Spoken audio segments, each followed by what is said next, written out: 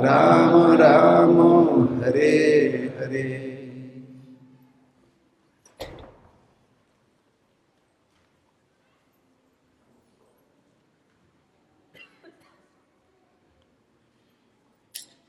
हरे कृष्णा।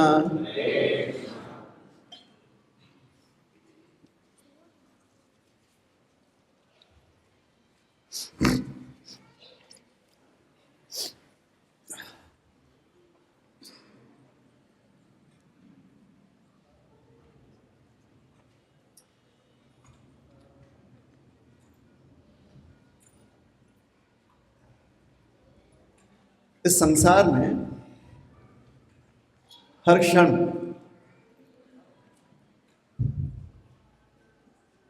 हर व्यक्ति के पास दो विकल्प होते हैं। ये संसार का स्वरूप है। जैसे अगर आप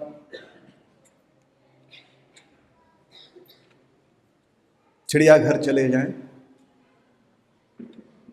चिड़ियाघर जानते हैं?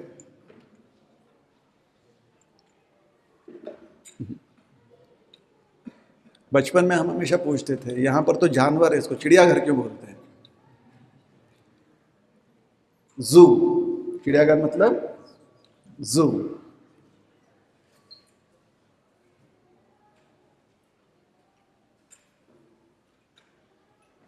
क्या कहेंगे? प्राणी संग्रहालय, ये होता है ना, प्राणी संग्रहालय।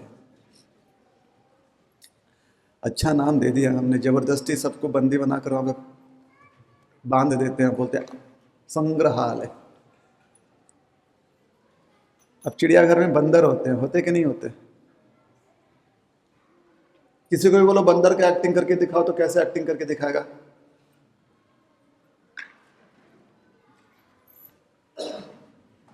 ऐसे करते कि नहीं करते?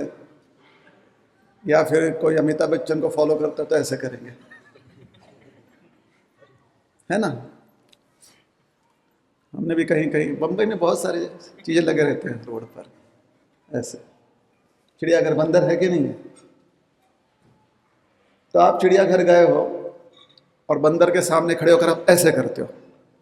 क्या करते हो? ऐसे। अब बंदर के पास दो विकल्प है। इसका ये मतलब नहीं कि हम अपने आप को भी बंदर, आपको भी बंदर बोले, नहीं। हमने क्या कहा? हर व्यक्ति के पास दो विकल्प होते हैं ना। तो बंदर के पास अब दो विकल्प है। क्या विकल्प है? एक तो आपको देखकर वो भी करे, या फिर आपको देखकर ऐसे शांत बैठे रहे। दो विकल्प है उसके पास। सही है गलत है? अब रास्ते में कुत्ता जा रहा है, आप भी जा रहे हैं, कुत्ते को देखकर आप पत्थर उठाते हैं। पता नहीं क्यों लोग उठाते हैं। वो अपने रास्ते जा रहा है, आप इस रास्ते जा रहे हो, फिर भी पत्थर उठा लिया। अब कुत्ते के पास दो विकल्प है, या तो भौंकते हुए आपके ऊपर आक्रमण करे या भाग जाए। सही है गलत है? तो वैसे ही हमें हर क्षण अवसर मिलता है कि हम मात्र दो विकल्पों में से कोई एक चुन सकते हैं। एक विकल्प वह होता है जिसको करने से शायद या अधिकतर हमें लाभ मिले, और दूसरा विकल्प यह होता है जिसका प्रयोग करने से हमें हानि हो जाए, नुकसान हो जाए।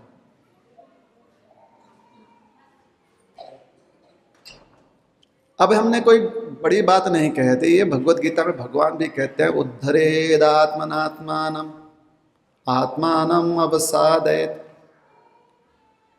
या तो मन को आप इस प्रकार से प्रशिक्षण दो कि मन का प्रयोग करते हुए आपका उद्धार हो, या अवसादयत, या वो प्रशिक्षण दो मन को जिससे कि आपकी अधोगति हो जाए, आपका नुकसान हो जाए।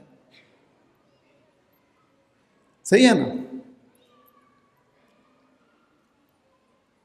तो ये दो विकल्प हमेशा व्यक्ति के पास रहते हैं, हर क्षण। और समस्या यह है कि जाने अनजाने में भी यही दो विकल्प रहते हैं। जब हमें उसका ज्ञान होता है तो हमें लगता है कि हम करता है। जब हमें उसका ज्ञान होता है तो हमें क्या लगता है? हम करता है। करता का मतलब समझ गए? मीस बाहुबली, बाहुबली का जहां जहां हमको ध्यान आता है वहां पर अपना चेहरा देखते हैं, मैं बाहुबली। अमरेंद्र बाहुबली नहीं,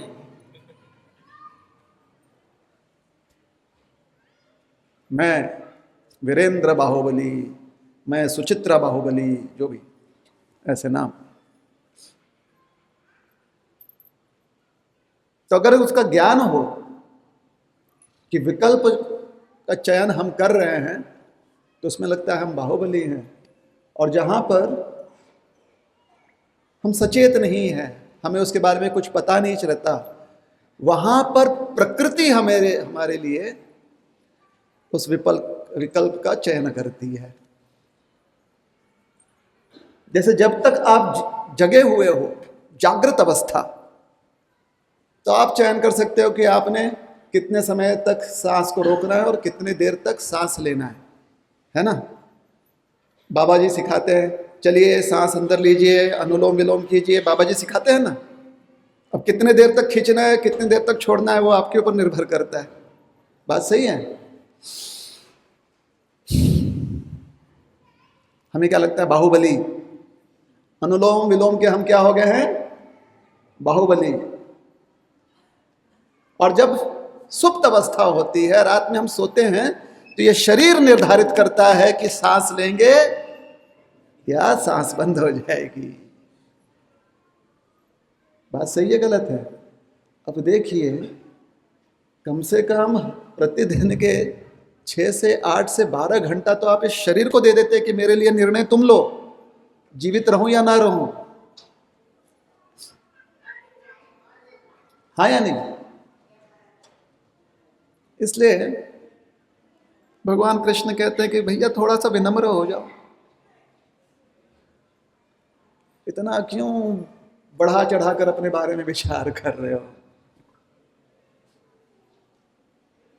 अहंकार छोड़ दो, कर्ता भाव छोड़ दो।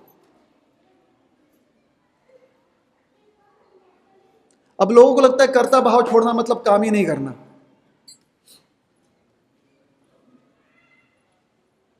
यहां पर कितने लोग नौकरी करते हैं? हाथ ऊपर कीजिए। कितने लोगों के घर में कोई ना कोई नौकरी करता है? हाथ ऊपर कीजिए। ठीक। अब आप सोचे, धन्यवाद, हाथ नीचे कर सकते हैं। अब आप सोचे कि अरे किसके लिए नौकरी कर रहे हैं? यहाँ पर तो किसी और के लिए नौकरी कर रहे हैं, उसको ज़्यादा लाभ मिल रहा है, मुझे तो सिर्फ थोड़ी सी आमदनी हो रही है, थोड़ा सा सैलरी मिल जा रहा है। हाँ या नहीं? कितने लोग ऐसा विचार करते हैं? सही बताइए। या कितने लोग जाकर जब पंच करते, माई बाप आलो है, ऐसे करते हैं? बताएं। बोलते नहीं कि माई बाप आलो है, ऐसे बोलते नहीं कि हुजूर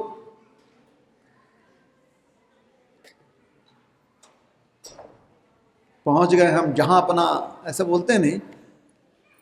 लेकिन अगर पंचिंग टाइम से 2 मिनट लेट तो इतना धक धक होता है भाई। 2 मिनट लेट, पता नहीं वो मैनेजर कितना गाली देगा, पता नहीं फिर हमारा क्या बोनस रोक देगा, कुछ भी हो सकता है। बात सही है गलत है ना?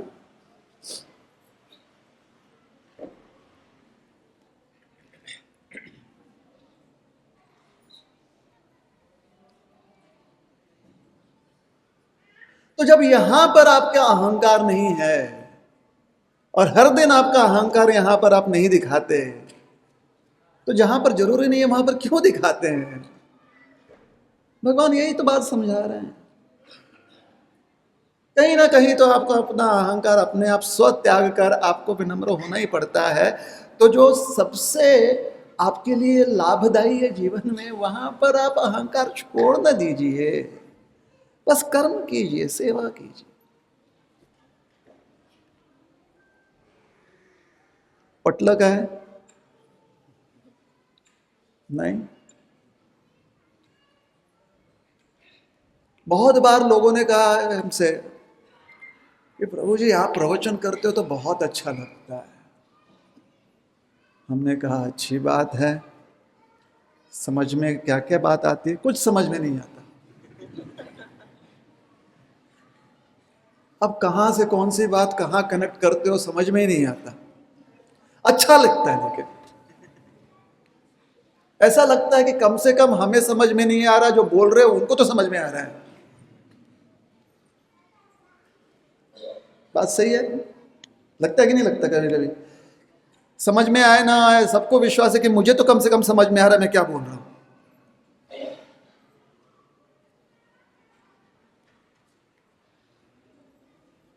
प्रभुपाद जी पहली बार जब पाश्चात्य देश गए थे, प्रचार कर रहे थे, अनोखा उनका भी अनुभव, अनुभूति। तो हम लोग जब गीता के ऊपर कोई विचार व्यक्त करते हैं तो अक्सर हम क्या कहते हैं? हम शरीर नहीं, क्या कहते हैं? हम शरीर नहीं आत्मा है। कहते हैं कि नहीं कहते हैं? कितने बार आपने सुना है कि तुम शरीर नहीं तुम आत्मा हो? सुना है? अक्सर क्या बोलते हैं? हम शरीर नहीं आत्मा है। बोलते कि नहीं बोलते? तो अंग्रेजी में प्रभुपाद बोलते थे I am not this material body, I am spirit soul. अरे बाप रे, इतना अच्छा अंग्रेजी हम बोल देते हैं क्या? क्या लगा आपको हमारे अंग्रेजी का? I talk English also.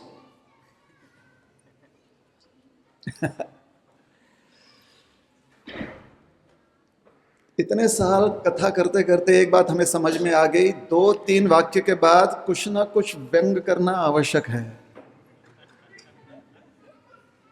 चाहे उसके लिए अपने ऊपर हंसी या दूसरों को।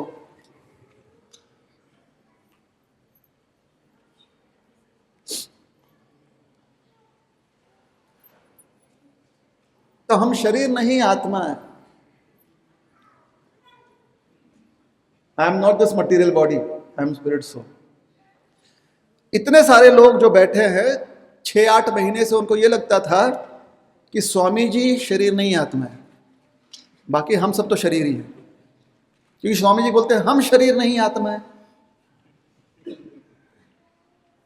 तो बड़े अचंभे में पड़ जाते थे, अरे बाप रे, पता नहीं किस दुनिया के ये व्यक्ति, ये शरीर नहीं आत्मा है। 8 महीने के बाद उन्हें समझ में आया कि वो हमारे बारे में भी बोल रहे हैं कि हम सब शरीर नहीं आत्मा है। क्या करेंगे बताइए? इतना कुछ हमारे मन में, दिमाग में चलते रहता है, कहाँ ज्यादा ज्ञान के शब्दों पर ध्यान देंगे जब तक कि उसमें रोकड़ा ना मिले। देखिए, एक गारंटी की बात कहते हैं, आप लोग का, आप मतलब आप नहीं, जो श्रोतागण है बाहर वाले जो कभी कभी आते हैं ना, अगर श्रोतागणों को हमने कह दिया, हमारे जैसे बड़ा ही क्रूर व्यक्ति ने बोल दिया कि प्रवचन के बाद 10 प्रश्नों के उत्तर पूछे जाएंगे प्रत्येक व्यक्ति से, मात्र 10, और योग्य उत्तर जब मिलने पर ही आपको प्रसाद मिलेगा। अब इसको हम इतने समय से आप आ रहे हैं, प्रसाद का तो आप समझते ही ना, भर प्लेट। गारंटी कहते हैं कि कम से कम एक क्लास का जो स्टैंडर्ड है ना थोड़ा बढ़ जाएगा, मतलब लोग जो है 10 प्रश्न का उत्तर देने पर ही प्रसाद। अरे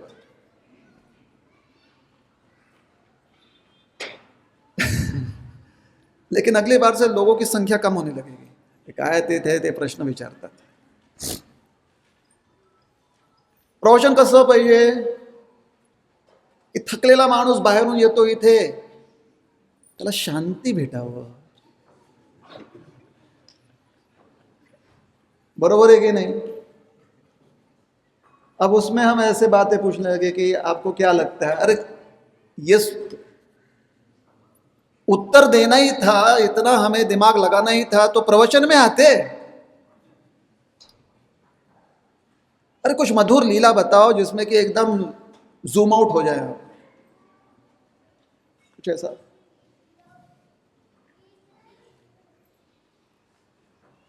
हो जाता है आदत, क्योंकि परेशान रहता है ना व्यक्ति, कहीं ना कहीं शांति चाहता है। वो जानता है कि इस दुनिया में अगर कहीं पर भी शांति मिलेगी तो महाराजन से प्रवचन, आस्था है, आ जाते हैं।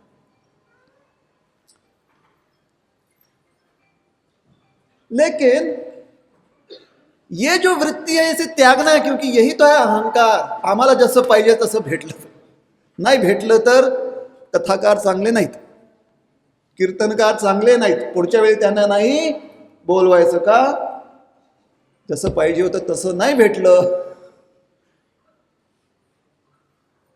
तो ये वृत्ति त्यागनी है। जैसे ही हम कहीं पर आए जहां पर हम अपने आप को आश्रित समझ रहे हैं, कम से कम विचार किया है, और इधर आगे तो ये भगवान हैं, ये महाराज हैं, जो भी हैं, भावना आगे कि हम आश्रित हैं, तो उस भाव में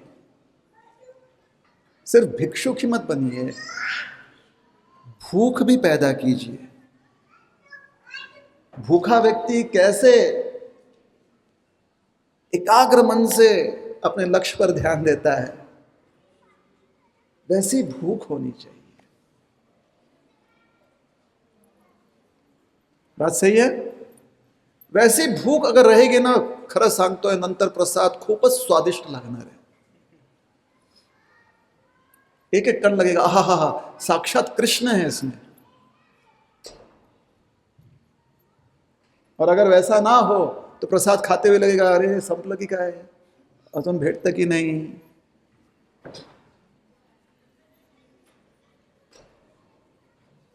सही है कि गलत है बात? किसी ने हमसे कहा कि प्रभु जी आप प्रसाद के बारे में इतना ताना मारते हो कि हमने प्रसाद खाना ही बंद कर दिया मंदिर में।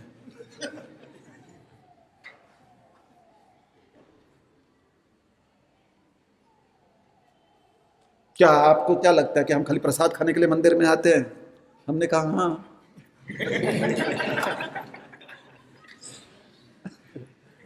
जब हम भी शुरुआत में मंदिर जाते थे तो इसीलिए जाते थे, हमको कौन सा समझ में आता था कौन क्या बोल रहा है प्रवचन में।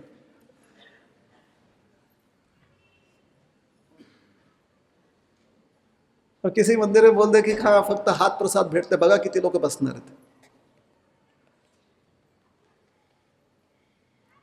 प्रभुपाद जी ने हमसे कहा, भाई देखो ऐसा है, आधी पोटोबा, त्याच्या बरोबर विठोबा, नंतर नाही। आधी काय पोटोबा आणि बरोबर विठोबा बन। तो इसलिए प्रसाद के ऊपर बोलते रहते हैं, क्योंकि थोड़ा कनेक्ट हो जाता है ना, लोगों को लगता है हाँ हमारी भाषा बोल रहा है। लेकिन सही बताता हूं, आई कैन टॉक इंग्लिश, ठीक है।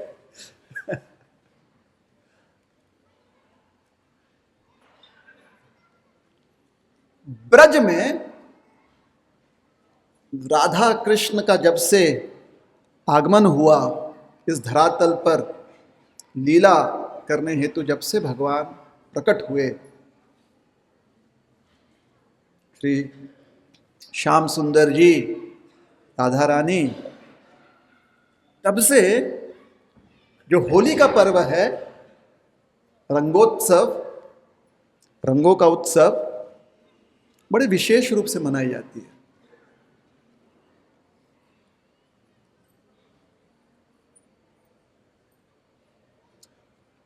विशेषता ये हर उस समुदाय में वही विशेषता दिखती है जहां पर एक तथ्य कहिए या एक सिद्धांत कहिए, वो भीतर उस समुदाय के हर एक व्यक्ति में वो बैठ चुका है। ब्रज में क्या करते हैं पता है?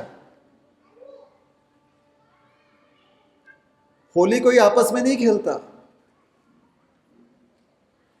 ब्रज में कम से कम 40 दिन होली चलती है। कितने दिन? 40। अभी 40 का संख्या से ज्यादा जोड़िए मत, 40 इसलिए क्योंकि 40 गांव है, वहां पर जहां जहां होली खेली जाती है। हर दिन एक गांव में होली थी। एक गांव में आज नंदग्राम में ब्रज की होली हो गई, कल को बरसाने में हो गई, या उल्टा, अगर बरसाने में पहले हो गई तो नंदगांव में होती है, फिर नंदगांव से होली जाती है कहीं और, फिर वृंदावन आती है होली। ऐसे अलग अलग जगह जाते हैं। पता है क्यों? क्योंकि ब्रज में होली इसलिए खेलते हैं ताकि किशोर किशोरी जी को आनंद दे सके, बस। इसे 40 दिन तक खेलते हैं। आप और हम कितने दिन तक खेलेंगे आपको लगता है? कितने दिन तक खेल पाएंगे होली? कितना भी उत्साह है, आपको लगता है 2-4 दिन से ज्यादा खेल पाएंगे? तो ये ब्रज की होली है। क्योंकि जब से भगवान का आगमन हुआ, अवतार हुआ है, अपनी लीला भगवान ने व्यक्त की है, तब से लोगों ने ये ठान लिया, ब्रज के निवासी या जिनके मन में ब्रज बसता है, उन्होंने ये ठान लिया कि हम जो होली कैसे खेलेंगे। एक किसी गांव से एक टोली वो कन्हैया के पक्ष से होगी, और दूसरी टोली जो है वो लाडली जी के तरफ से होगी। बस ये 2 पक्षों में होली होनी है।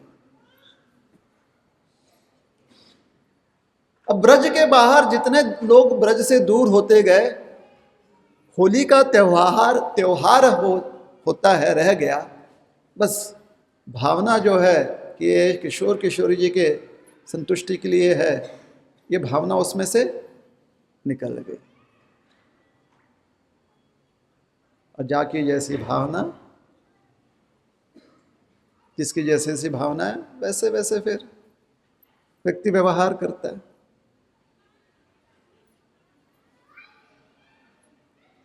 तो श्रील प्रभुपाद जी ने हमें सिखाया है कैसे हर आनंद का उत्सव जो है वो इसलिए, वो आनंद से परमानंद का स्वरूप तब धारण करता है जब श्री भगवान को हम केंद्र में रखें। तो हर वर्ष रंगोत्सव हमारे मंदिर में पूर्णिमा के अगले दिन मनाया जाता है। क्योंकि पूर्णिमा के दिन, जो फाल्गुन पूर्णिमा है, फाल्गुन है, माघ है, फाल्गुन है ना,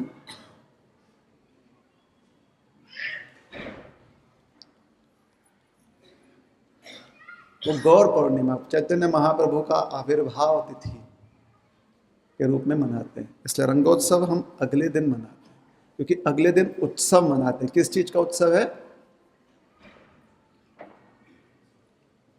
कि मारो घर भगवान आए हैं, श्री चैतन्य महाप्रभु आए हैं, उनका जन्म हुआ है। तो आज रंगोत्सव का आनंद सबने लिया। चलिए, अच्छी बात है।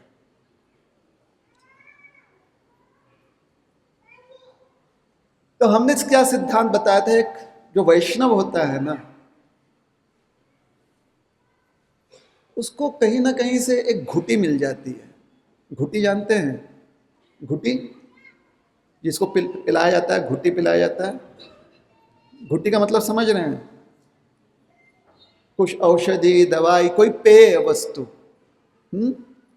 तो जो वैष्णव होता है, जो भक्त होता है, उसे ऐसी घुटी मिल जाती है जिसे कहते हैं सेवा घुटी, भजन घुटी। वो पीने के बाद उसके मन में हमेशा विचार यही रहता है कि अब मुझे भजन करना है, अब मुझे सेवा करनी है।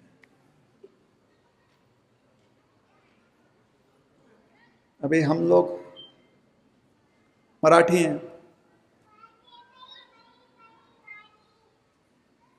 पता नहीं क्या भूत आज चढ़ जाता है लोगों में, कुछ उनको बीमारी है। हर वर्ष घर छोड़ देते हैं, आराम घर का छोड़ देते हैं और पैदल निकल जाते हैं हर साल। क्या बीमारी है ये? सालाना बीमारी है ये। पैदल निकल गए, किधर जा रहे हैं? पिट्ठल आला बेटा निकल गया आदमी। अरे खाओगे क्या? खाने की किसकी पड़ी है भाई, जो मिलेगा खा लेंगे, हमको जो जाकर भगवान से विट्ठल को मिलना है। जितना जितना नजदीक आते हैं अपने माहिर के, उतनी राहावस होत नाही त्यांना, उतना उत्कंठा उनकी बढ़ती है, उतना उत्साह बढ़ता है। अरे कभी कभी तो खाना पीना भूल जाते हैं, ये ताल लेकर नाचते हुए।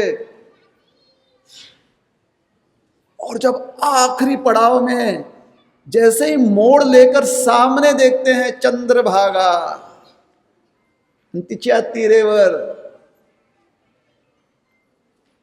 त्यांना देऊळ दिसतं, तिथे शिखर दिसतं, झालं। वो देखते ही लोगों को लगता है हमारी यात्रा संपन्न हो गई। विठ्ठला तू व्यवस्थित आयस ना बाबा? बस यही उनकी इच्छा होती है कि साल में एक बार जाकर अपने विठ्ठल को देखे वो ठीक है कि नहीं है। अरे साल में तो अपने परिजनों का कभी ना कभी तो विचार आता है कि उनके गांव में जाकर देखा जाए, बेटी ठीक है कि नहीं है, घर पिता ठीक है कि नहीं है। ये मराठी लोगों की बीमारी है, अच्छी बीमारी है। शिखर देखकर उनको संतुष्टि होती है। जैसे कभी कभी आप किसी के बारे में आपके मन में चिंता होती है ना, जाऊन बघूया सगळं व्यवस्थित है कि नहीं, सब ठीक है कि नहीं, जाकर देखते हैं और उनके घर के पास पहुंचते और देखते हैं सब शांति है, घर ठीक ठाक है, तो मन में लगता है हाँ सब कुछ ठीक होगा, व्यवस्थित है। वैसे ही ये जो वैष्णव होता है, हरिदास, ज्यांना बाहेरचे लोक म्हणतात वारकरी, स्वतःला ते वारकरी म्हणत नाहीत, ते स्वतःला फक्त हरिदास म्हणतात। आज तक आपको कोई वारकरी मिला है जो खुद को कहता नहीं वारकरी है? क्या बोलता है वो? हिम्मत नहीं होती किसी वारकरी की बोलने की कि मैं वारकरी हूं, हिम्मत नहीं होती उनकी। लेकिन उनसे पूछो हरिदास है क्या? हो या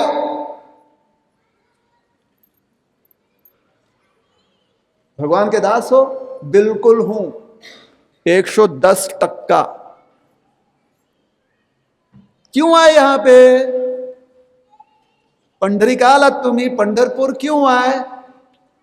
आमचा देव व्यवस्थित आहे की नाही? शिखर देखकर कभी कभी लोग वहीं से वापस हो जाते हैं, पुढच्या वेळी परत येऊ। दर्शन भेटले तो ठीक है, दर्शन देखने के बाद व्यवस्थित है ना, पैर को छू कर देखते हैं सही में ठीक है कि नहीं है वो। बहुत लोगों को लगता है कि आशीर्वाद लेने गए, अरे वारकऱ्यांना कसला आशीर्वाद पाहिजे हो, ज्यांचा देव विटेवर उभा है। अरे जिसका भगवान ईंट के ऊपर खड़ा है, वो आशीर्वाद कैसे देगा? मुद्रा तो ऐसे कर, तो ऐसे खड़ा है।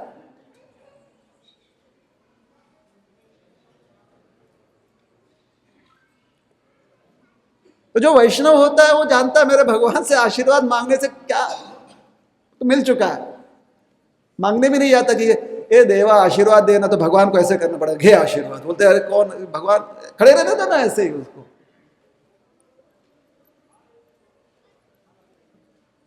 वापस लौट कर ये बोलते हैं ठीक है, स्वस्थ है।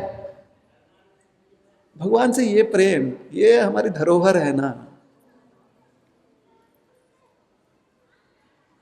मराठी होऊन काय उपयोग जर असं आपल्याला वाटत नसेल तर? हाँ या नहीं? बात सही है गलत है? सही है ना? अरे विठ्ठल के लिए ऐसा प्रेम होना चाहिए ना भाई, कि मंदिर देख कर लगे हा व्यवस्थित आहेस ना, झोपतोय आहेस ना, व्यवस्थित खातोय ना, हो चाल येतो पुढच्या वर्षी परत। खात्री घेण्यासाठी आम्ही जातो तिकडे।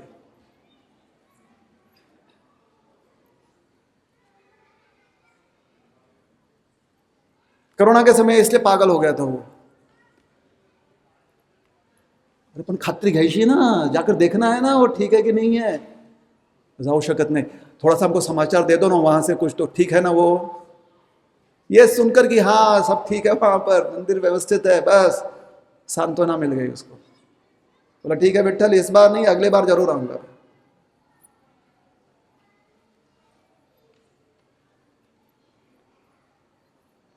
और इनके आजोबा जी, आई, बाप, लेकर, जिनके सब जिनके जीन में ये भरा हुआ है, जेनेटिक कॉन्स्टिट्यूशन ये है, जिनके रग रग में खाली विठ्ठल है, भगवान है, वो कैसे कुछ और काम कर सकते हैं बताइए। भगवान हरि की सेवा के अलावा क्या कर पाएंगे, क्योंकि ये मट्टी विठ्ठल की, ये वृक्ष विठ्ठल के, ये अन्न विठ्ठल के, खाते हैं विठ्ठल का, पीते हैं विठ्ठल का। बड़ों से जो संस्कार मिले हैं वो है विठ्ठल के प्रति आस्था। क्या करेंगे बताइए, तो ये प्रेम है। इसी को कुछ लोग बोलते हैं ये भक्ति का रस है। ये बड़ी बड़ी बातें हमको समझ में नहीं आती, भक्ति का रस है क्या। बस हमारा तो यही काम है, बड़ों ने कहा चला कुठे वारीला, जाऊया, कुठे चाललात, देऊळला चला। और ऐसे समाज में ऐसे संस्कार के साथ वो आस्था अपने आप आ जाती है। बस अब इस आस्था को सोशल मीडिया ने जो ठेस लगाया है उससे बचाकर रखना है। सोशल मीडिया से बहुत कुछ अच्छा भी मिलता है, ऐसे नहीं कि खराब है क्या खराब? खराब है क्या? नहीं ना। रावण भी तो दान करता था, खराब है क्या रावण? अरे जब 10 सिर निकलते थे उसके दशानन, उसमें दान की वृत्ति नहीं रहती थी तब।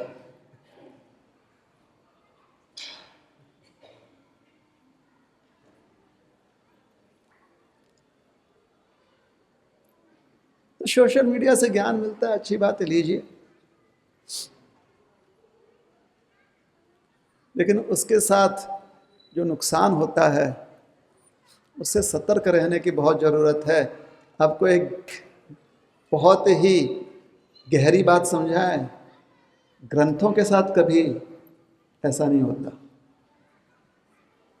ग्रंथ में से जो ज्ञान मिलता है ना, उसमें आपको सतर्क रहने की जरूरत नहीं पड़ती कि यहां से कुछ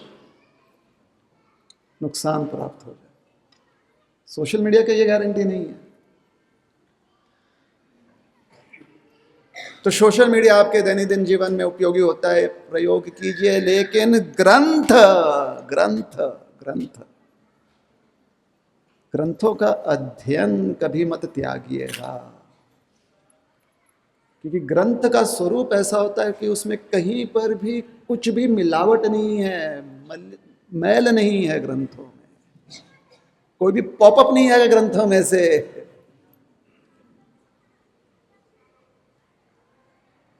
इसलिए ग्रंथों में बहुत श्रद्धा रखिए, और जब तक ग्रंथ उपलब्ध है उसके प्रति आस्था रखिए, जब तक उपलब्ध है।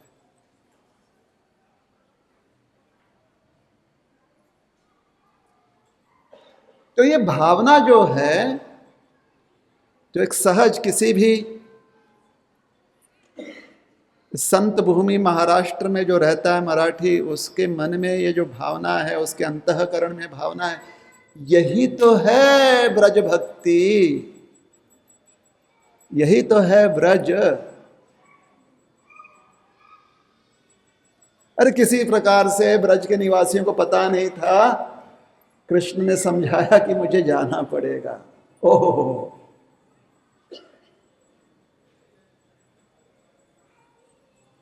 हमारा आप जैसे लोग होते हैं ना, हम लोग कृष्ण से जुड़ने के लिए क्या करते हैं बताइए? हम और आप जैसे लोग कृष्ण से जुड़ने के लिए क्या करते हैं?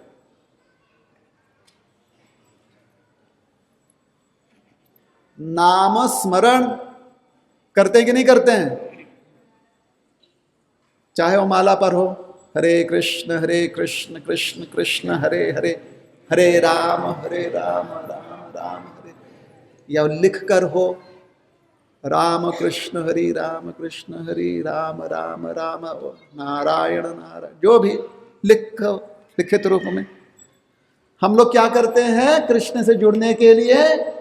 नाम स्मरण करते हैं कि नहीं करते हैं? नाम स्मरण करने की हमारी एक प्रक्रिया होती है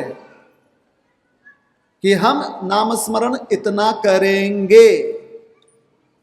सही बात है, दिन का हम कि हर दिन इतना करेंगे। सब कोई करता है ना, थोड़ा बहुत 10 मिनट करेंगे, 1 माला करेंगे, 16 माला करेंगे, जो भी है करते हैं ना। हम और आप क्या करते हैं बताए? नाम स्मरण जितनी संख्या या जितना समय हमने निर्धारित किया है, जितना जितना वो समय नजदीक आता है, उतना हम व्याकुल होने लगते हैं कि कब खत्म होगा, कब खत्म होगा, कब खत्म हुआ। अरे जो माला नीचे गिरी, जो किताब हमने बंद किया, उसके बाद कृष्ण कौन, हम कौन, हरि नाम कौन और वो कौन? और ऐसी हमारी दशा होगी तो ब्रज की भावना कैसे समझ पाएंगे? जहां पर ब्रज के लोगों को पता चला कि कृष्ण कह रहे हैं कि कुछ दिनों के लिए हम जाते हैं, वापस जरूर आएंगे। ब्रज के लोगों ने कहा हमारे प्राण भी साथ में लेते जाओ।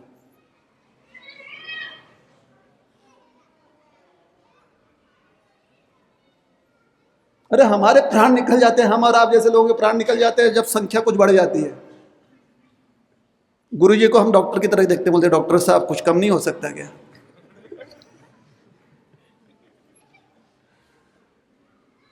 हाँ या नहीं? गुरुजी बोलते हैं देखो रोज का जो है कम से कम 10 मिनट करो। डॉक्टर साहब 5 मिनट किया तो चलेगा क्या?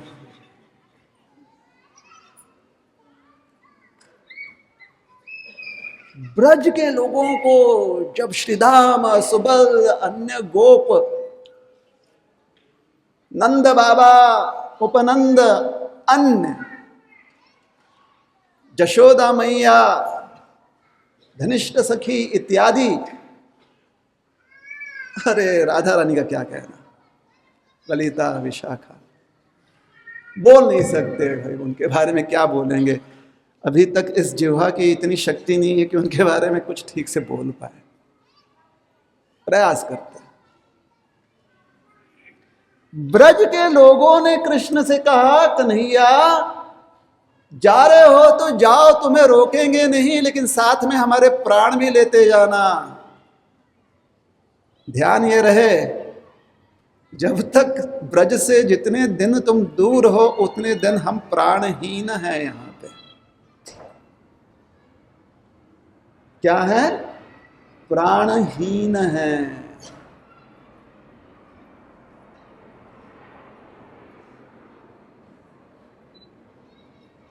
देखिए इसके बाद बहुत लोग बताने वाले हैं महाराज प्रभु जी आज कितना आपने, कितना मतलब दिल को छू दिया।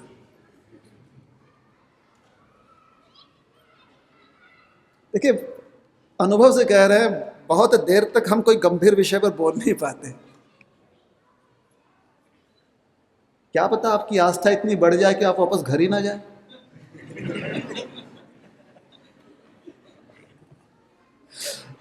इतनी व्यवस्था कहां से करेंगे हम मंदिर में? इसलिए बीच बीच में हम ब्रेक लेते रहते हैं, शॉर्ट ब्रेक, फिर से मिलते हैं इस ब्रेक के बाद। ये ब्रज है।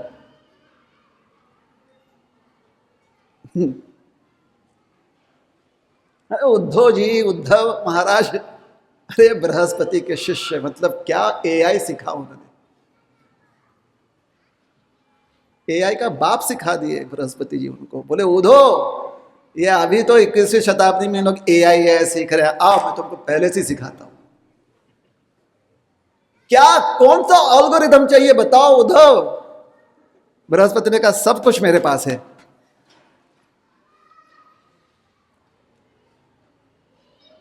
अच्छा, आप लोगों को लगेगा सही में हम, कभी कभी हम लोग बोलते हैं तो कुछ लोगों को सही में विश्वास हो जाता है, बृहस्पति जी AI एक्सपर्ट थे क्या? नहीं भैया, ऐसा बात नहीं है। बड़े ज्ञानी व्यक्ति, ज्ञान की शुरुआत जहां से होती है, जहां पर ज्ञान को ही पता नहीं कहां से शुरुआत होती है, वो बृहस्पति जी को पता है।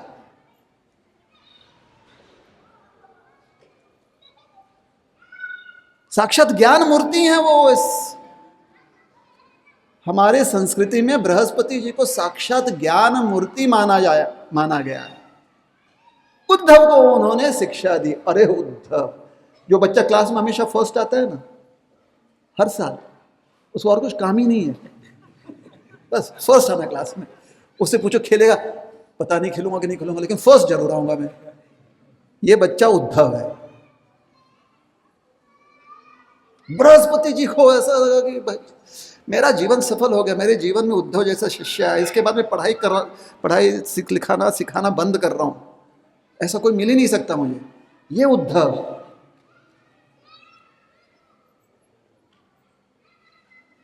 उद्धव जी से कृष्ण मिले।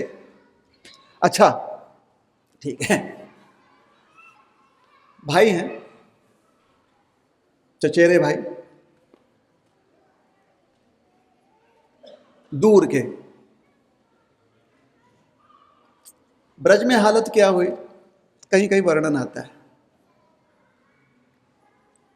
जाते जाते कृष्ण ने सोचा मेरी गैया को मैं कुछ घास खिला दूं। गैया के मुंह में चारा घास रख दिया। अब गैया भी ऐसी है ना, वो घास तभी चबाएंगे जब कृष्ण सामने खड़े होंगे। कृष्ण गायब तो घास चबाना बंद। अब कृष्ण को रोज दूध तो चाहिए, तो सोचिए कितना समय जो है गौथान में रहते, सोचो। अब कृष्ण निकल गए, 2-4 दिन हो गए, तब तक गैया ऐसे घास आधा ऐसे पड़ा निकला हुआ है कि कब वो आएगा, कब मैं खाऊंगी। चबा नहीं रही है, घास खा नहीं रही है, आधा घास मुंह में आधा घास मुंह के बाहर। जो बछड़ा अपनी माँ के थन से दूध पी रहा है, गैया गौ माता के थन से दूध पी रहा है, वो तभी पीता दूध जब कृष्ण सामने खड़े होते। सुबह सुबह इसलिए ग्वाले जो है गौशाले का नंद बाबा का जो गौशाला, वहां के ग्वाले सुबह सुबह जरूर आते थे। नंद बाबा ने कहते मैया लाला को भेज दो, थोड़ा दूध निकालना है।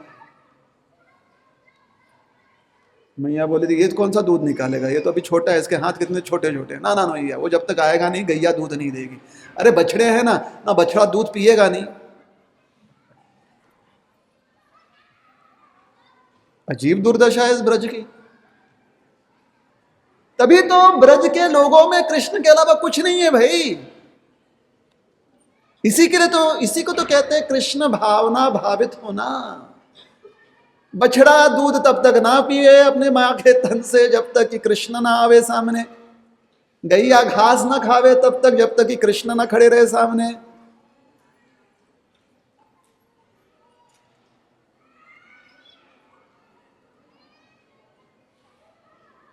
हमारे तो आधे काम ऐसे हो जाते हैं, हाँ आरती हो गई कि तुमने आरती कर ली, ठीक है तुम कर ली, खाना प्रसाद किधर, लाओ टेबल पर।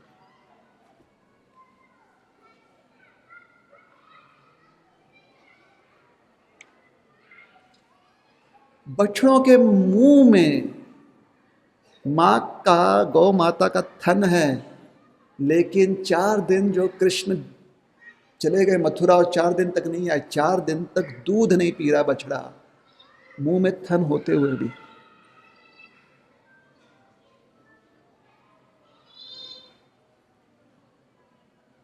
अरे ब्रज में समीर वायुदेव जो है, बहना जो बह रहे थे, कृष्ण का मैं जाकर आता हूं, वो जो बहना रुक गए, जमुना जो बहना रुक गई, उनकी धारा रुक गई। गिरिराज जी जो शांत पड़ गए।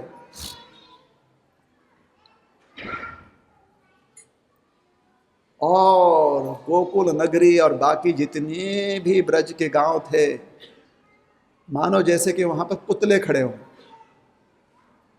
क्यों? क्योंकि शरीर है, प्राण कहीं और चले गए कृष्ण के साथ। और सबसे बड़ी बात आपको पता है क्या है? कृष्ण को यह सब मालूम है।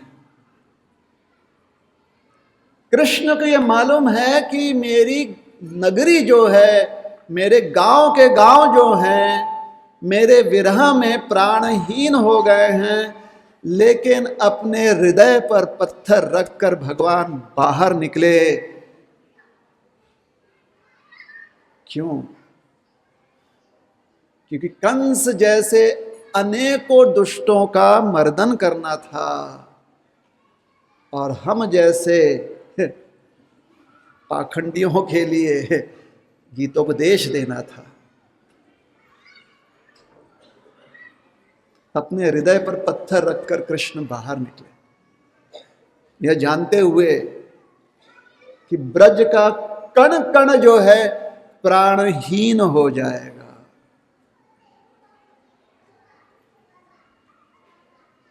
और यही हर एक मराठी व्यक्ति की वृत्ति होती है।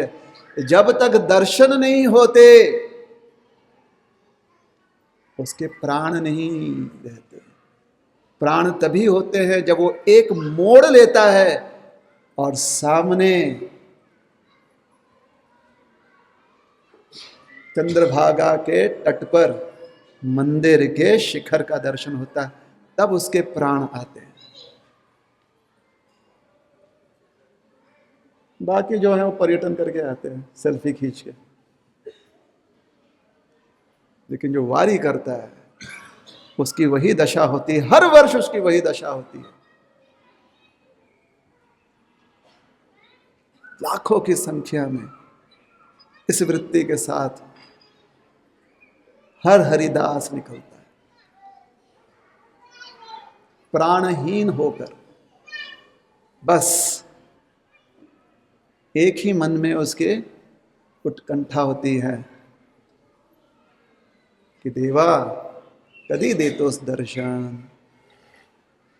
15 दिन लग जाते हैं, 1 महीना लग जाता है। चलता फिरता प्रेत है वो, सिर्फ हरिनाम की बदौलत वो जीवित है। क्योंकि विरह, अपने प्राणनाथ से विरह है उसका कि माऊली आलोच माऊली, पिठू माऊली ये तो है, तू कसा आहेस? व्यवस्थित आहेस ना? स्वस्थ आहेस ना? सुखी आहेस ना विठोबा?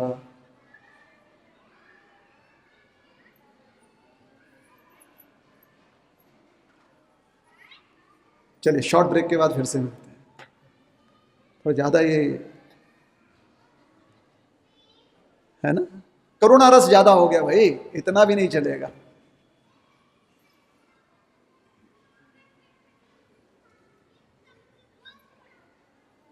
ये हमारे भगवान,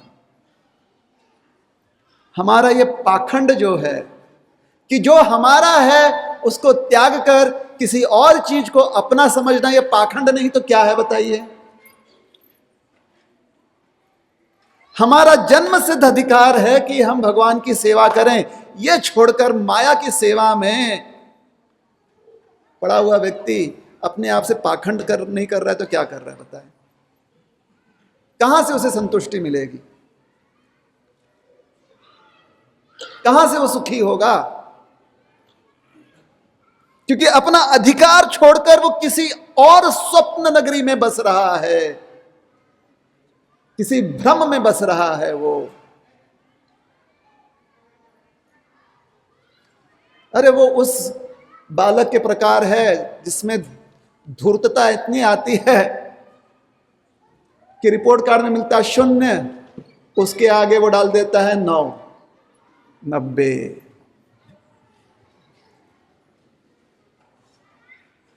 इस संसार में हर किसी को स्पष्ट पता है कि ये हाथ, ये पैर, मेरी आंखें, मेरी जिह्वा, मेरे परिवार वालों के सारे इंद्रिय एक साथ मिलकर कभी भी मुझे संतुष्ट नहीं करती।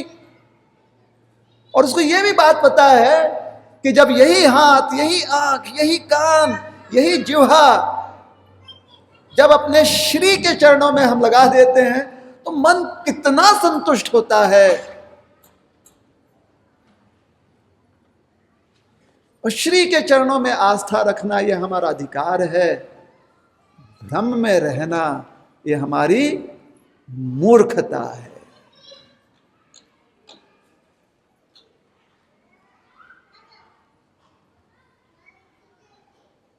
और इससे ज्यादा ग्लानि धर्म की क्या हो सकती है, जहां पर व्यक्ति अपना अधिकार भूलकर भ्रम के नाली में पड़ा हो। इससे ज्यादा दुर्दशा क्या हो सकती है। जब ऐसी दशा हो जाती है, ऐसी व्यथा व्यक्ति की हो जाती है कि वहां से निकलना उसके लिए असंभव हो जाता है। संभवामि युगे युगे।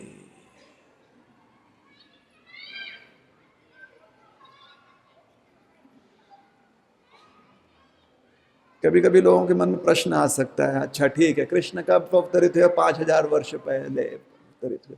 तो 5000 वर्ष पूर्व क्या लोग इतने खराब थे क्या? मतलब हम लोग, हमको लगता है कि हाँ हम लोग ठीक ठाक नहीं हैं, लेकिन हमसे भी गए गुजरे थे क्या? अहो, अंदर की बात बताएं। अंदर की बात यह है कि पुनर्जन्म के सिद्धांत के अनुसार हम ही लोग थे वो।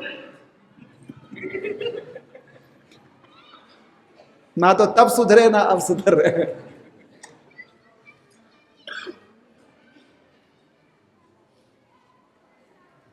तो ये मत विचार कीजिए कि भगवान भारत में ही क्यों आता है वो। पुनर्जन्म जब बार बार कहीं पर अकाल आती तो सरकार वहीं पर ना भेजेगी व्यवस्था।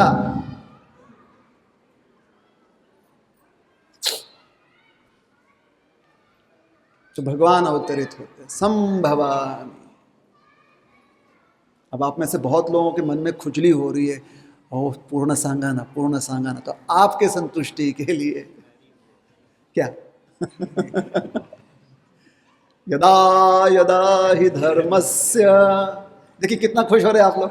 पूरा बोलिए, पूरा बोलिए।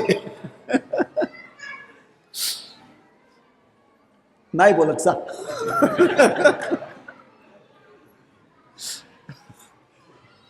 संभवामि युगे। संभवामि मतलब अवतरम। भगवान प्रकट होते हैं। चैतन्य महाप्रभु प्रकट हुए। कल हमने माता पार्वती का जो अनुभव है उसका वर्णन किया। फिर गंगा जी किस प्रकार से भाव विभोर हो गई उसका वर्णन किया। आज हम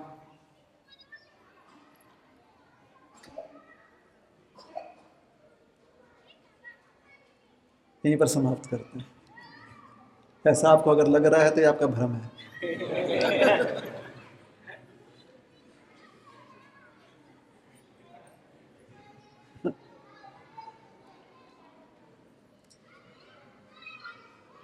चैतन्य महाप्रभु के आविर्भाव के पूर्व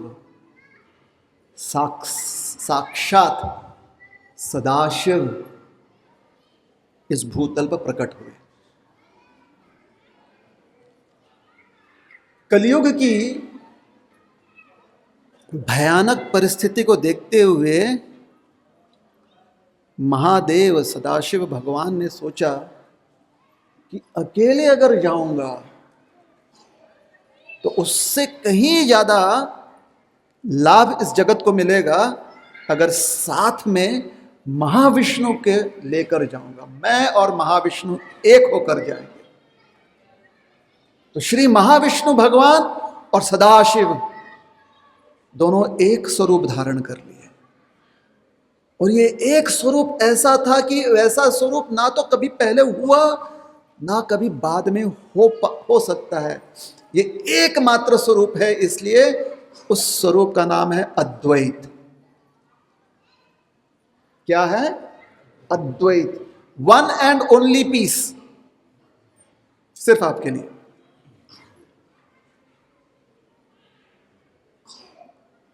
एक सदाशिव पंचमुखी हमारे, अरे क्या सुंदर स्वरूप उनका।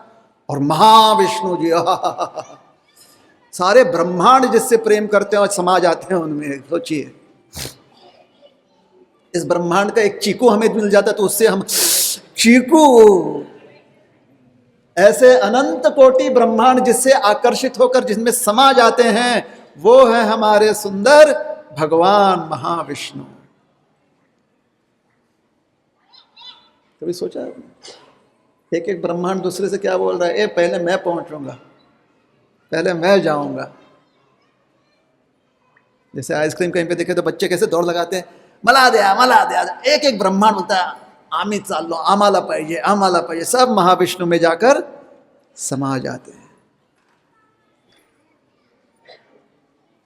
दोनों जब एक होकर आए, अद्वैत, ऐसा विशेष अद्भुत व्यक्ति, अरे इससे बड़ा ज्ञानी पंडित कौन हो सकता है? इसलिए उन्हें हम पूजते हैं अद्वैत आचार्य कहकर, अद्वैत आचार्य। अब अद्वैत आचार्य ने सोचा, देखो मेरे पास तो डबल एल्गोरिथम है, मेरे पास माइक्रोसॉफ्ट का भी है, एप्पल का भी है, इंटीग्रेशन। ऐसा नहीं सोचा उन्होंने, लेकिन आप तक बात पहुंची कि नहीं पहुंची? पहुंच गई बात। दोनों ने मिलकर सोचा दुनिया सुधार लेंगे। दोनों एक स्वरूप में आए। उन्होंने कहा मी अद्वैत, मैं आकर दुनिया सुधारूंगा। लोगों ने कहा ठेंगा। लोगों की बात नहीं मानी उन्होंने। समाज सुधारने का कार्यक्रम शुरू किया, समाज सुधारणा केंद्र। अरे जो लोग सुधरने लगे, क्या बताएं आपको। लेकिन समस्या उठ गई। जो लोग सुधर रहे थे उनकी धोती खींचकर या उनका जो भी खींचकर पीछे वापस लाने के लिए एक बड़ी संख्या पड़ी हुई थी। उन्हें किधर जा रहे भाऊ भाऊ, अरे आज कशाला चालला मंदिरात, पुढच्या वेळी आपण पण येऊ। ते पण येत नाहीत आणि आम्हाला पण जाऊ देत नाहीत। ए कसले भाऊ, त्यांना सोडाव, त्यांच्या नादी लागू नका। असला भाऊ म्हणणाऱ्या लोकांच्या नादी लागू। उलटा बोले भाऊ चल आमच्या बरोबर। कुठे? मंदिरात जाऊ। मला नको, उद्या नाही, उद्या नहीं, आजच चल। ऐसे आप लोग कीजिए। बहुत लोग पीछे खींच रहे थे, जो जो सुधर रहे थे उनसे क्या बोल रहे थे? वो उनसे बोल रहे थे अरे कहाँ जा रहे हो? वहां पर जाओगे तो सब कुछ छूट जाएगा। यहां पर एकदम फर्स्ट क्लास मार्केट में ऑफर आया, 2 के ऊपर 1 फ्री।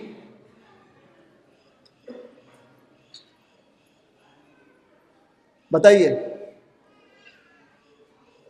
अगर यहां पर हम प्रसाद में 2 लड्डू दे रहे हैं, उसके ऊपर 1 फ्री, तो क्या लगेगा? कैसा लगेगा आपको? जो जो कथा में बैठा हुआ है उसको 2 के ऊपर 1 फ्री। ऑफर अच्छा है कि नहीं है? और अगर बता दे कि इस रविवार को जो भी व्यक्ति आएगा उसको 2 के ऊपर 1 फ्री, कहीं ना कहीं कुछ ना कुछ इंस्पिरेशन तो रहेगा ना कहीं ना। अरे 1 फ्री मिल रहा है।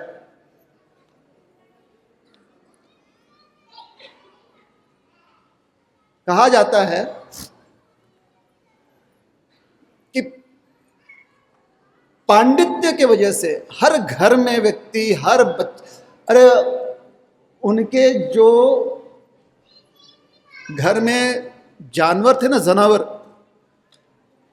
उनको भी कविता वांग्मय सब आता था, उनको भी छोड़ा नहीं।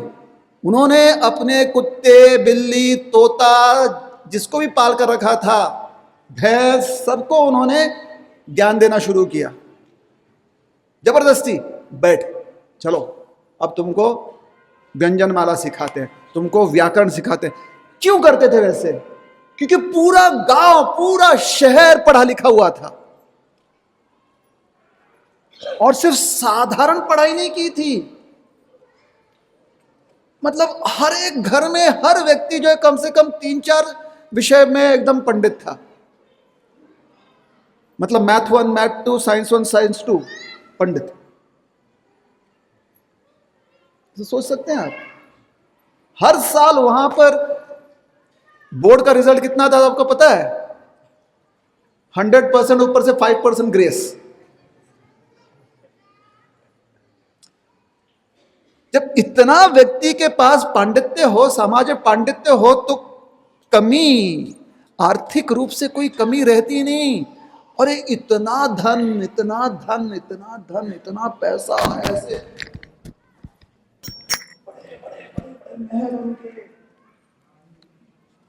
सुविधाएं रोड के ऊपर ऐसे रत्न जो है उससे सजाकर, उनके लैंप पोस्ट, उनका फाउंटेन, सब कुछ अद्भुत।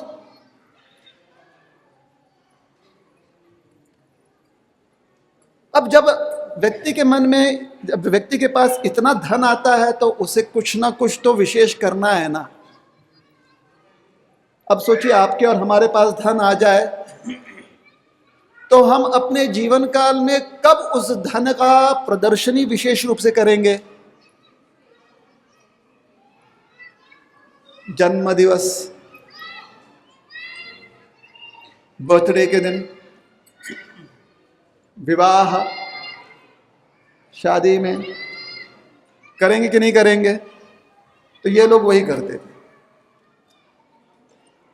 अब इतना ज्ञान, उसके वजह से इतना धन, क्योंकि दूर दूर से लोग उनसे सीखने आते थे, उनसे भर भर के फीस लेते थे। मतलब ऐसे समझिए कि आज का कोटा, कोटा जानते हैं राजस्थान में कितना पैसा है ना? नहीं पता? ठीक है, मेरा ये उदाहरण गया खाली।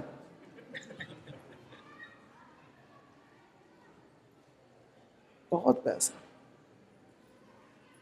तो कोई शादी करवाता था ना अपने घर में बच्चों का, नहीं किसी का बर्थडे हो जाता था,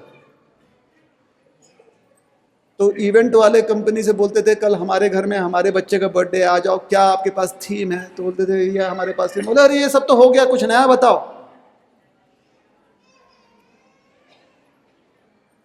तो दशा ऐसे हो गई थी कि नयापन के प्रयास में सारे थीम खत्म हो गए थे। कोई घोड़े पर बैठ कर आता था, कोई हाथी पर बैठ कर आता था, अरे कोई तो यमराज के वाहन भैंस पर भी बैठ कर आया है। लेकिन जब ये सारे थीम खत्म हो गए तो लोग गधे पर बिठा के लेकर आते, लेकिन उस गधे को भी ऐसा सजाते थे कि ऐरावत के ऊपर से देखकर मायूस हो जाते थे, कब मेरे दिन आएंगे कि मैं गधे का जन्म लूंगा इस शहर में। क्योंकि इतना ऐश्वर्य, इतना ऐश्वर्य, हम मजाक नहीं कर रहे, हम सही बता रहे हैं, ऐसी दशा थी। और जब उस शहर के सारे लोगों के घर के सारे विवाह संपन्न हो गए, बर्थडे मना मना कर लोग पक गए कि किसका बर्थडे मनाने जाए भाई, सबका चेहरा है पिछले 18 साल से देख रहे हैं, हर साल इसी का चेहरा देख रहे हैं, कोई नया चेहरा क्यों नहीं दिख रहा हमें? तो उन्होंने क्या किया पता है? उन्होंने अपने कुत्ते और बिल्ली के बर्थडे मनाना शुरू कर दिया, नया चेहरा। आज मेरे कुत्ते का बर्थडे है, माई डियर डॉगी, से भाऊ भाऊ। तो हमारा मराठी व्यक्ति बोलता है इसकी क्यों बोल रहे भाऊ भाऊ?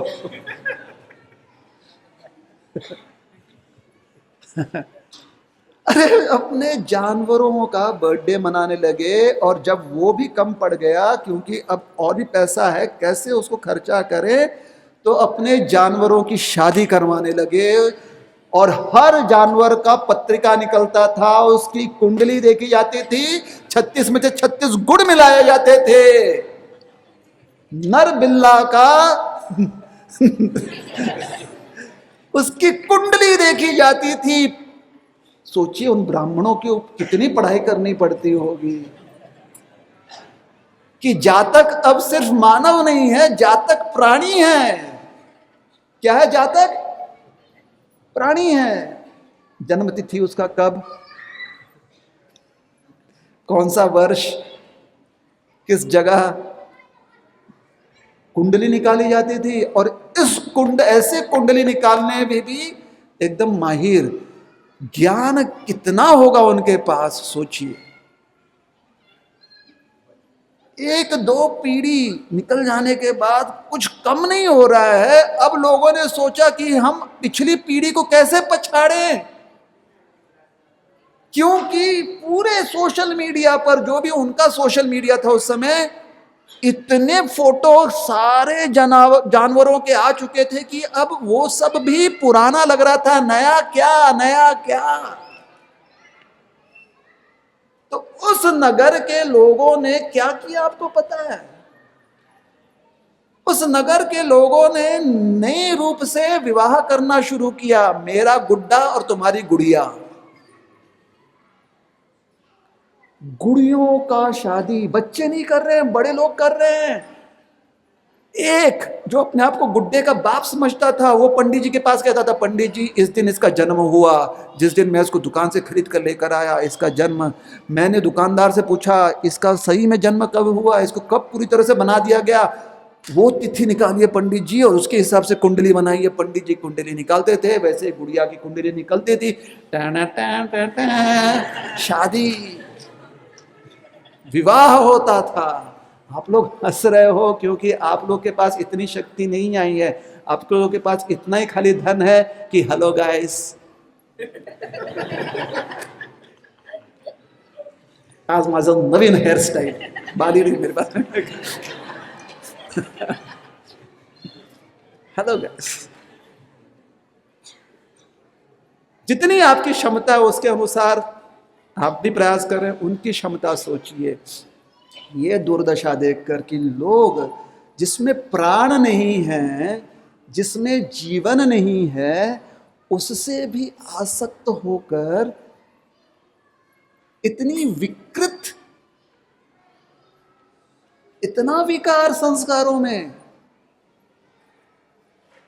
संस्कार का ऐसा विकृत प्रयोग, ये देखा अद्वैताचार्य। उन्होंने कहा कि ये मुझसे भी नहीं संभल सकता, ये दशा मुझसे भी नहीं संभल सकती प्रभु, अब साक्षात आपको प्रकट होना पड़ेगा। शालिग्राम शीला की आराधना करते हुए उसे तुलसी और गंगा जल से सेवा करते हुए भगवान से प्रार्थना की उन्होंने कि अब आप प्रकट हो जाइए।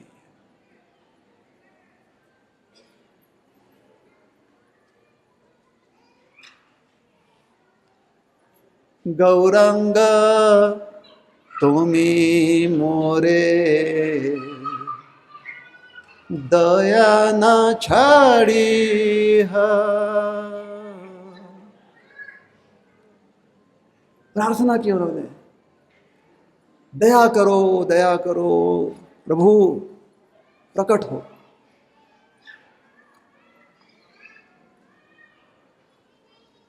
अपनी दया से दूर मत रखो हमें।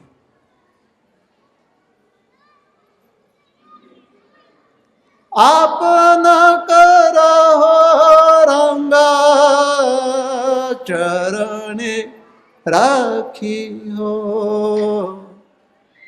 गौरांग तुमी मोरे दया न छाड़ी हो। अपना बना लो मुझे, अपना करो, अपना कर लो। चरण रंग, रंगा चरण, चरण रंग, ये जो सुंदर लाल रंग से सुसज्जित, इसमें लाली है, वो लाल रंग की लाली तेज है, ऐसे चरणों का आश्रय दे दो। चरण राखी हो,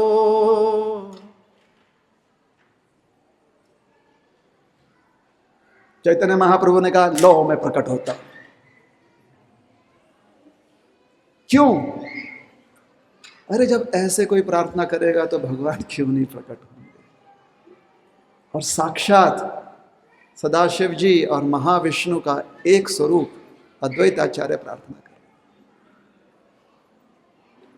चैतन्य महाप्रभु फाल्गुन पूर्णिमा के दिन प्रकट हुए।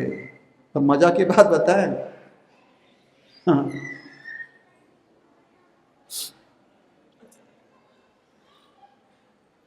आप में से कुछ लोग जो है ना, कुछ दिनों से जुड़े हुए हैं और कुछ कई दिनों से जुड़े हुए हैं, ठीक है?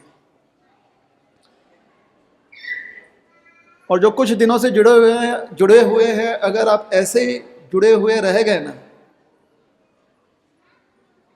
तो एक विशेष परिवर्तन आ जाएगा आप में। जो पहले से जुड़े हुए हैं उनमें आप वो देख रहे हैं अभी। वो परिवर्तन क्या है पता है? वो परिवर्तन यह है कि जब भी आपको मंदिर आना है जहां पर बहुत भक्तों के बीच में आप रहेंगे, उस दिन आप जरूर तिलक लगाएंगे, बाकी समय का कोई गारंटी नहीं। बहुत बड़ा परिवर्तन है भाई। अपने चेहरे पर माटी कौन लगाता है ऐसे?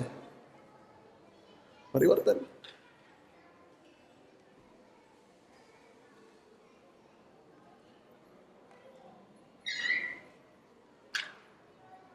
मंदिर आने के समय आप पहनेंगे सात्विक कपड़े, बाकी समय का कोई गारंटी नहीं।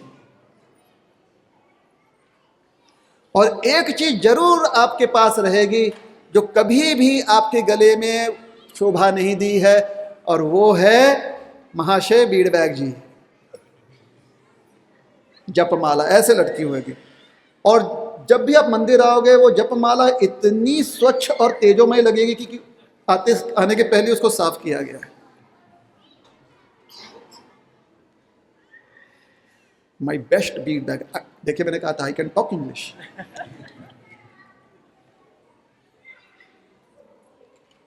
और एक परिवर्तन आएगा आप में कि बाकी समय का पता नहीं, हो सकता है नहीं हो सकता है, लेकिन अगर आप मंदिर में हैं और उस समय कोई कार्यक्रम नहीं चल रहा है, उस समय आप आ गए और 4 लोग और मंदिर में हैं, आपका हाथ अपने आप अंदर जाएगा।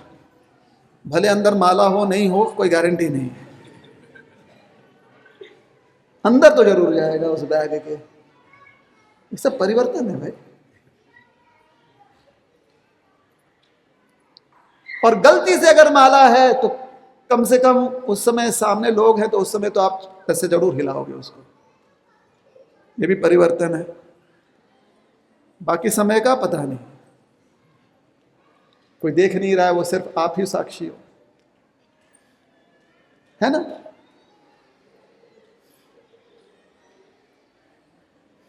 ये परिवर्तन भी तो बहुत बड़ा परिवर्तन है भैया। जहां पर कुछ नहीं चल रहा था, कम से कम किसी बहाने से व्यक्ति इतना तो क्रिया कर रहा है। और ये किसकी कृपा से हो रहा है? श्री गौरांग महाप्रभु की कृपा से हो रहा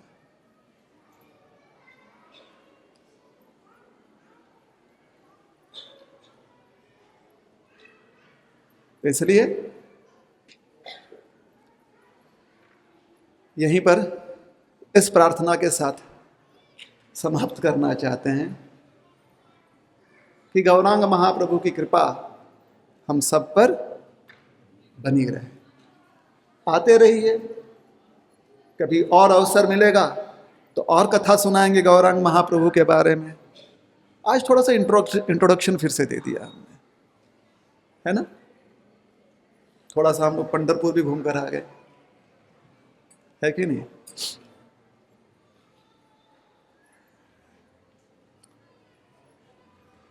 तो गौरांग दया, दया कर लो हम पर प्रभु।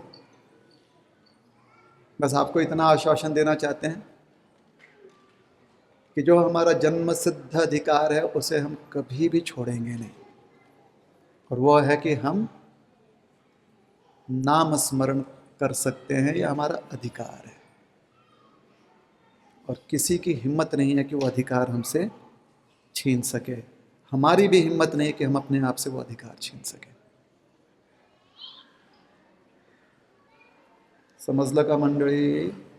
माऊली कळतंय ना? अपने आप में भी इतनी हिम्मत मत रखिए कि आप अपना ही नाम स्मरण रोक सके। इतना अपने आप को धाड़सी बनाइए कि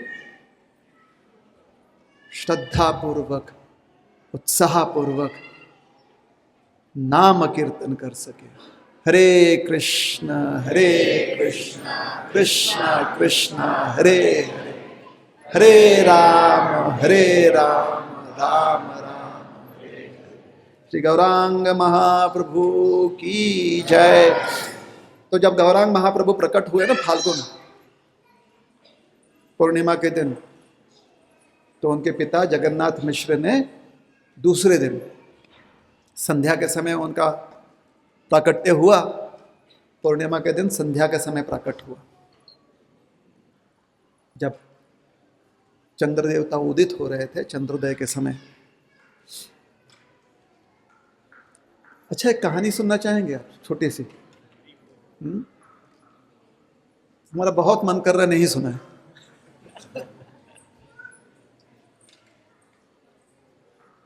लेकिन सुना देते हैं, जन्म से संबंधित है। हम आपको बता रहे थे ना कि परिवर्तन आता है, वो भी बहुत बड़ी कृपा है, लेकिन कभी कभी ये परिवर्तन क्या बन जाता है पता है? ये रूढ़िवाद में परिवर्तन हो जाता है। ये सिर्फ एक ढांचा बन के रह जाता है समाज में।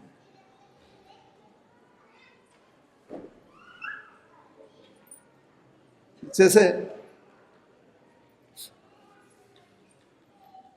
आप में से कुछ लोग जो हैं कहीं और जाएंगे जहां पर अन्य कुछ भगवान हरि के सेवक हैं, और आपको उनकी तिलक अपनी तिलक जैसे नहीं दिखेगी, तो आप पूछे ये क्या, ये ऐसे क्यों है? क्योंकि हम अपने नियमों में बंधे हुए हैं, वो उनके नियमों में बंधे हुए हैं। नियम बहुत आवश्यक है, क्योंकि वो हमें सच्चाई के मार्ग पर बांध कर रखते हैं, लेकिन बंधन ही अच्छा नहीं है ना। ऐसा लगता है कि हम कैदी हैं।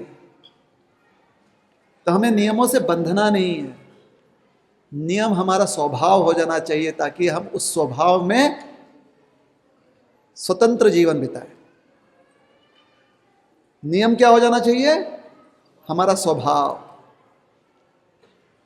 ताकि हम मुक्त रहें, है ना?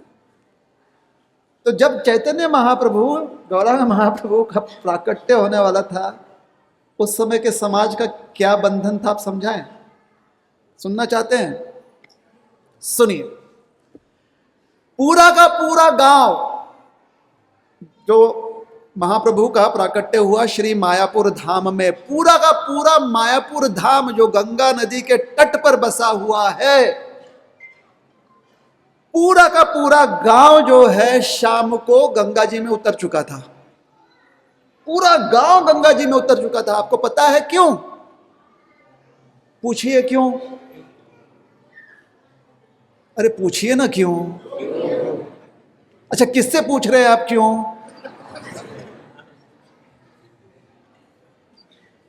तो पूरा का पूरा गांव जो है गंगा जी में उतर चुका था, क्योंकि उस समय चंद्र ग्रहण हो रहा था। क्या हो रहा था? चंद्र ग्रहण। अब सारा गांव जो है ये सीख ले चुका था, पूरा गांव बच्चा से लेकर बूढ़ा तक, यहां तक कि गांव के कुत्ते भी आ गए थे, उनको भी हमने कहा था ना वो सिखा देते थे, वो करके वो भी गंगा जी में चले गए थे। का म्हणून चंद्र ग्रहण आहे, चंद्र ग्रहण है तो वो इतना दूषित काल होता है, दूषित काल में अपने आप को निर्मल रखने के लिए गंगा जी में जाकर डुबकी लगाने का नियम था। क्या था? समझ रहे हैं कितना रूढ़िवाद है ये? मतलब लोग गंगा जी, चंद्र ग्रहण,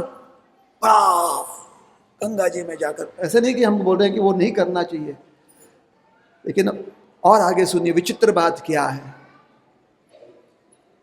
गंगा जी में जब लोग जा रहे थे, पहले 400 लोग अलग अलग जगह पर, गंगा जी का बड़ा सा तट है ना, बड़ा गांव बड़ा है, सब गंगा जी के तट पर है, सब कोई गंगा जी में आ गए, बड़ा तट है। जैसे षष्ठी को भीड़ लगती है ना हमारे यहाँ पर, षष्ठी कहाँ लगती है भीड़? कौन से षष्ठी को?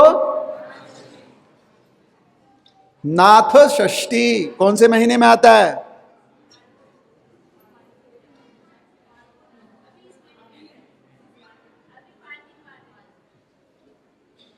इस महीने में आता है। 12 महीने में से एक महीने का नाम है इस।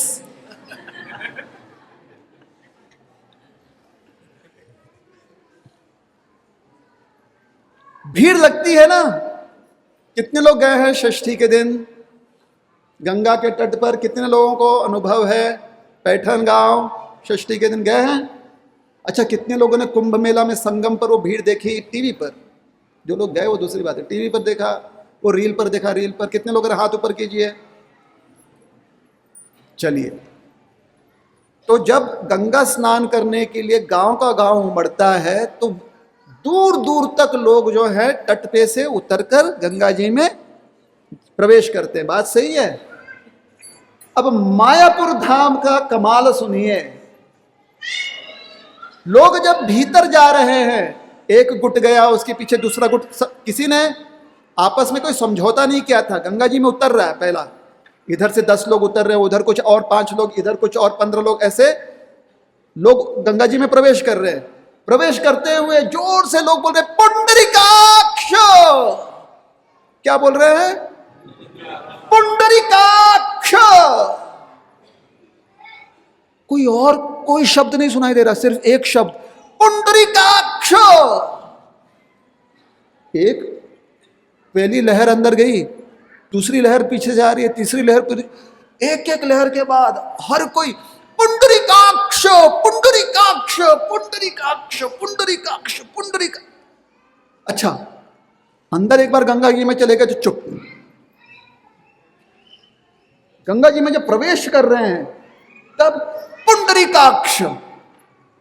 हर एक व्यक्ति, ग्रहण हुआ, ग्रहण के बाद जब समय समाप्त हुआ ग्रहण का, बाहर निकल रहे हैं, तो बाहर निकलते समय जैसे ही पहला चरण बाहर निकला गंगा जी का, जिस व्यक्ति का बाहर निकला, पहली लहर बाहर निकली, भीड़ बहुत है ना तो एक एक के बाद लहर निकलेंगे ना, तो पहली लहर लोगों की निकली, गोविंदा गोविंदा।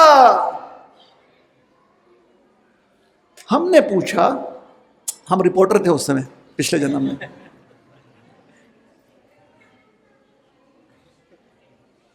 हमने पूछा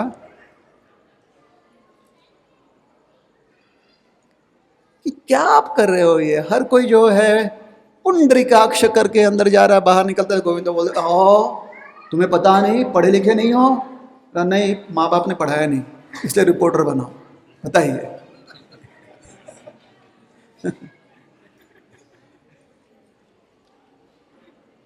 पढ़े लिखे नहीं हो? बोले नहीं, बताइए क्या बात है। अरे पढ़े लिखे होते तो पता रहता कि जब भी गंगा जी में उतरते हैं तो पुंडरीकाक्ष बोलना चाहिए और गंगा जी से बाहर निकलते हैं तो गोविंद बोलना चाहिए। हमने पूछा अगर मैं विट्ठल बोलूं तो चालत नहीं, अपराध है, गलत है। हमने कहा वो भी तो भगवान का ही नाम है, नारायण बोलकर उतर, नहीं चलेगा। क्या चलेगा फिर? पुंडरीकाक्ष।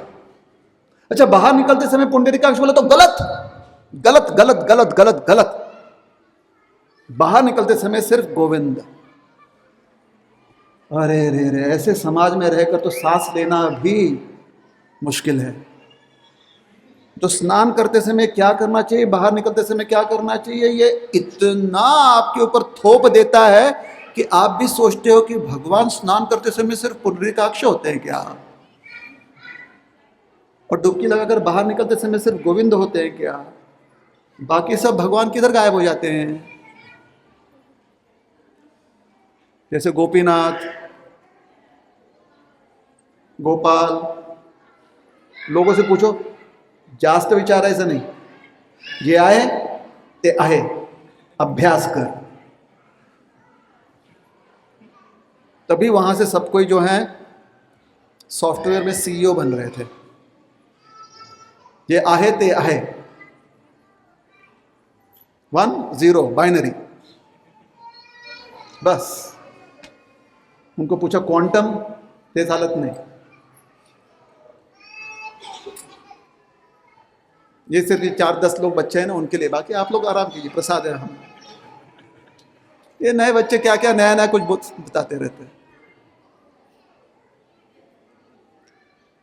चैतन्य महाप्रभु ने सोचा कि ये लोग जब गंगा जी में प्रवेश करते तभी पुंडरीकाक्ष बोलते हैं, बाहर निकलते तभी गोविंद बोलते हैं, चंद्र ग्रहण के समय गंगा जी में प्रवेश करते हैं, बाकी समय इनको बाकी समय में शादी से ही फुर्सत नहीं, शादी बनवाने में, गुड्डा गुड्डी के खेल खेलने में से फुर्सत नहीं, तो कम से कम जब मेरा अवतरण हो उस समय तो कुछ नाम ध्वनि हो ना।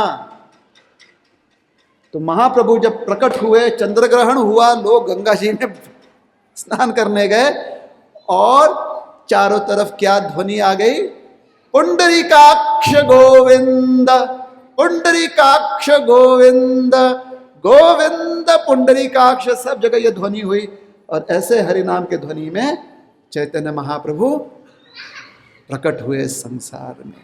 बोलिए श्री गौरांग महाप्रभु की जय। फिर ऐसे समाज में चैतन्य महाप्रभु ने आकर हरिनाम की स्थापना की, और फिर उन समाज में से ही बहुत लोग आगे निकलकर विश्व भर में उन्होंने नाम संकीर्तन का जो विजय घोष किया, उससे कोटि कोटि जीवों को लाभ प्राप्त हुआ। श्रील प्रभुपाद की जय, गौर भक्त वृंद की जय। क्योंकि जगन्नाथ मिश्र जी ने आज यह उत्सव मनाया था, इसलिए आज की तिथि को हर वर्ष हम श्री जगन्नाथ मिश्र उत्सव के रूप में मनाते हैं। जैसे उदाहरण के लिए नंद बाबा ने जो उत्सव मनाया था नवमी के दिन, अष्टमी को भगवान प्रकट हुए, नवमी को जो उत्सव मनाया जाता है उसे कहते हैं नंद उत्सव या नंदोत्सव। वैसे ही ये है जगन्नाथ मिश्रोत्सव या जगन्नाथ मिश्रोत्सव। ठीक है, तो आज ये उत्सव मना रहे हैं। अब आरती होगी, उसके बाद प्रसाद, कीर्तन प्रसाद। हरे कृष्णा।